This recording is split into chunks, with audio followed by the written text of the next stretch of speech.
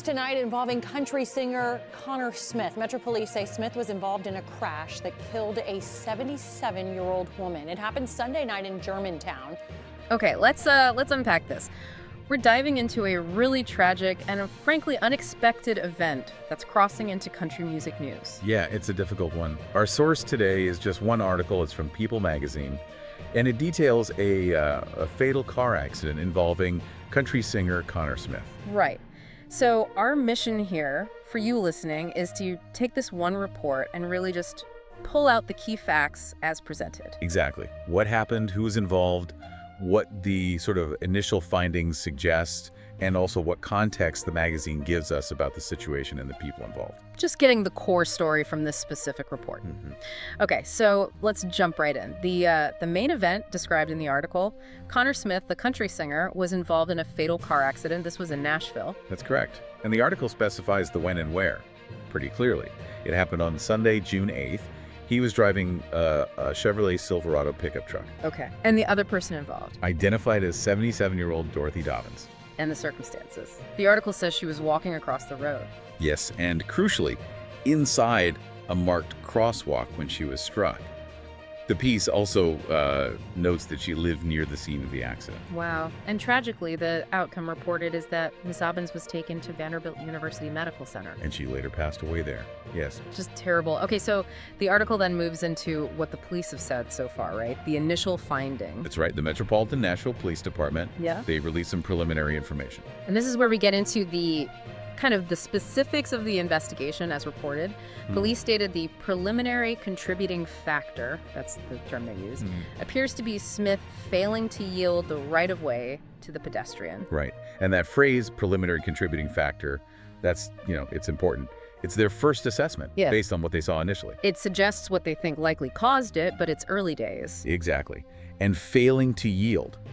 That essentially means, in legal terms, not giving the pedestrian the priority the law says they have in a marked crosswalk. Okay.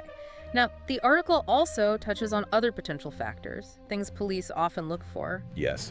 It explicitly states the police report mentioned Smith showed no signs of impairment. No signs of impairment.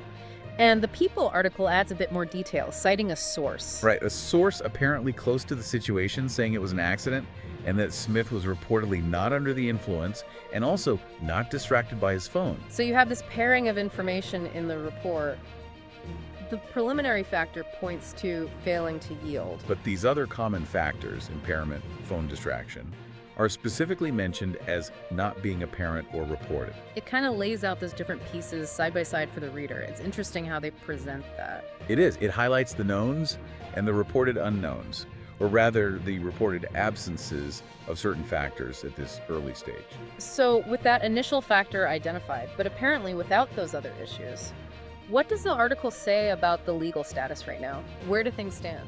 The article is clear. The investigation's ongoing. And it specifically quotes the police saying there are no charges against Smith at present. At present. That feels like a very deliberate choice of words. It usually is. It signals that this isn't necessarily the final word. So what does an ongoing investigation typically mean in a situation like this, when you have a preliminary finding but no charges yet? It means exactly what it sounds like. They're still working on it. Yeah. The initial assessment is just that, preliminary. They'll be gathering more evidence. Maybe accident reconstruction needs to happen, talking to any other potential witnesses. Looking at all the details before deciding if charges are warranted or, what specific charges might fit, if any. Precisely. That at present confirms the door isn't closed. The status could change depending on what the full investigation uncovers. Got it. Okay. Beyond the incident itself and the investigation details, the People article also provides some context. Yes, context around the timing, for one. It notes the accident, again, Sunday, June 8th.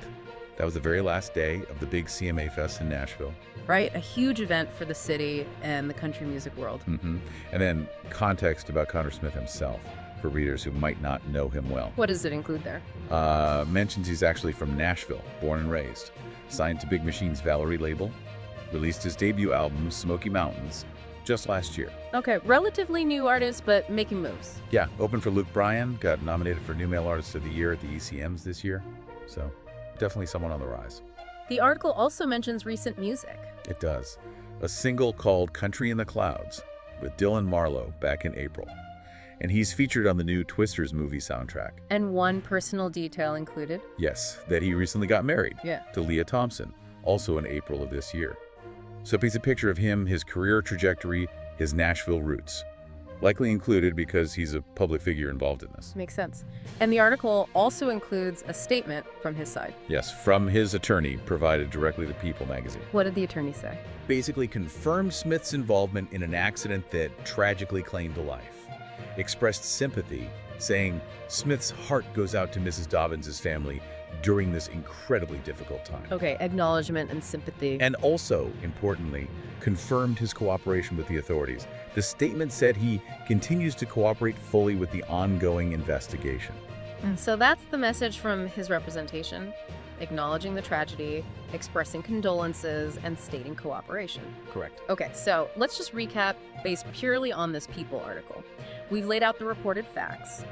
The accident happened June 8th in Nashville. Involving Connor Smith driving a pickup and 77-year-old Dorothy Dobbins, who was in a marked crosswalk and tragically died later. We've covered what the article says about the police's preliminary finding failing to yield the right-of-way. And the parallel information about no reported signs of impairment or phone distraction. Plus, the current status investigation ongoing, no charges filed at present. And we've touched on the context the article provides, the timing during CMA Fest, Smith's background and career, his recent marriage, and the statement from his attorney. Right. Everything we've discussed is drawn directly from the details presented in that single People magazine article. That's our source material for this deep dive. So here's a thought maybe to leave you with as you process this information. When you have a situation where investigators identify a preliminary factor, like failing to yield, but they also report no immediate signs of things like impairment and state no charges are filed at present while the investigation continues, what kind of complexities might investigators still be trying to untangle? Yeah, what aspects of the incident, or maybe the law itself, or the circumstances surrounding it, might require that deeper look before they reach a final conclusion on the legal front? Something to consider about the process that follows such a tragic event.